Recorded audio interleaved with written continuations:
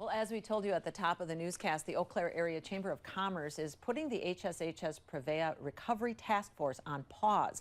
The group was organized to bring community leaders together to navigate the closures and look to the future of healthcare in the Chippewa Valley. And here now with more about it is Dave Miner, President and CEO of the Chamber of Commerce. Thanks for being with us. Absolutely. Thanks for having me, Judy. So what is the reason for the pause? Well, we really think at this point in time we've done what we can. You know, we knew going in we'd probably have something like this. We just didn't know where. But looking at, you know, what Mayo can do, Marshfield, Oakleaf, those are all private companies. They need to make those decisions based on what's best for them and, you know, sustainability and all of that. Then when we look at the 14 companies, we've just gotten to that point in the road where we're meeting because we're meeting. We don't necessarily have a lot of function at this point. So what are some of the ways the task force has helped? Well, again, when we look back from the beginning, again, the first thing was to try and point the existing patients that were being left without service where they can go.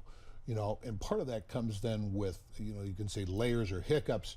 You know, you either have to maybe leave an existing doctor to go over here, because both Mayo and Marshfield are closed systems, meaning if you're not employed by them, you don't have rights to send patients there per se. So you can send them, but then you lose them. So it's just it's a very complex system overall. But when we look back, here's your options now.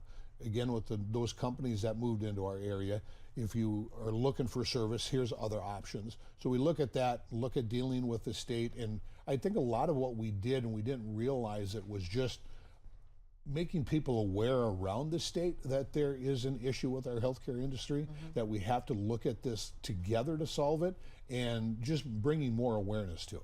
Pointing out some of those issues along the way. It is, and again, we have to remember, healthcare is a private business. You know, yes, some of them are labeled nonprofits, and that's correct. But at the same time, they are a business that needs to make money at the end of the day to pay all their bills. And I think in our area, we know with the underinsured and the Medicaid, Medicare, that's still an issue.